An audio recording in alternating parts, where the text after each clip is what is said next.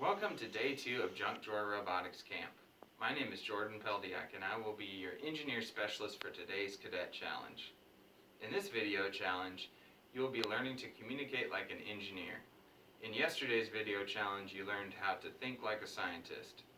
While scientists conduct experiments to try and learn new things, engineers apply their current knowledge using science, math, and other elements to solve problems. It is extremely important for engineers to record their ideas and progress, which is usually written in a notebook. Some engineers may even use video journaling while working on a project. It is important to note, ideas that did not work are just as important to record as ideas which do work.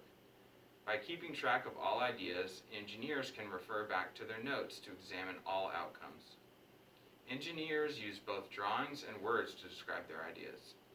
As you are completing the cadet challenge, think about which way you prefer to express your ideas, visually or verbally. Which do you think works better?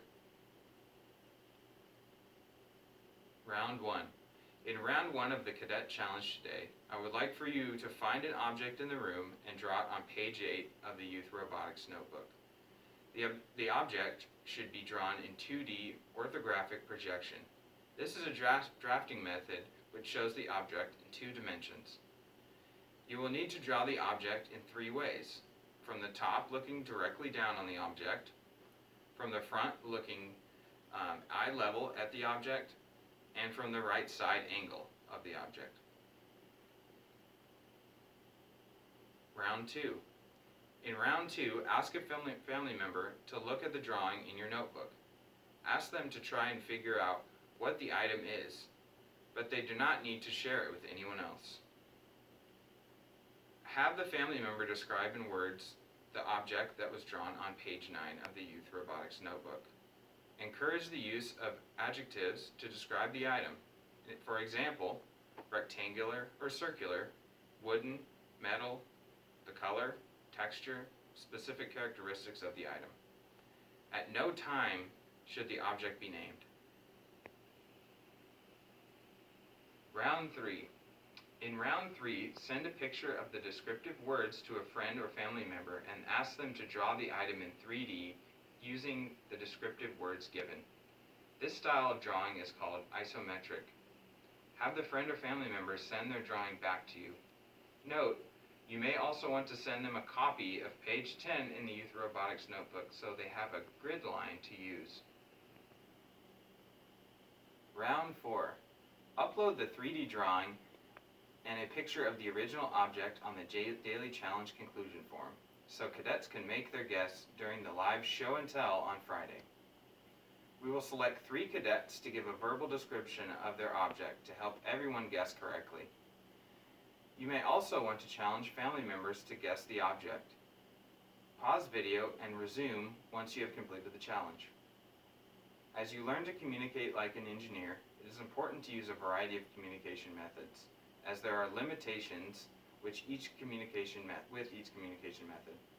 Your orthographic projection method, which is the 2D form, provides important details of the design, but viewers get additional details when an isometric drawing is also provided. Given a written description of the design can provide specific details, but is also time-consuming. When incorporating verbal communication words, they can be taken out of context, but engineers are also able to give real-time feedback. Make sure to complete the daily challenge conclusion forms, and if you want, learn more about the engineering and try the paper tower challenge. We look forward to seeing you at the live show and tell on Friday. There will also be an engineer specialist available on Thursday to assist with enhancing your marshmallow catapult designs. Check the resource page for links to the live opportunities. Daily Challenge Conclusions form. Upload the 3D drawing and the original object. How do engineers communicate their designs? In your opinion, which round was the hardest?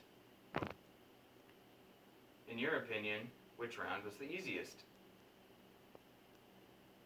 What kind of things would you need to describe if you were a mechanical engineer, civil engineer, and architect. As an engineer, if you needed to draw something that was not visible on the outside of a project, how could you draw or describe the internal parts?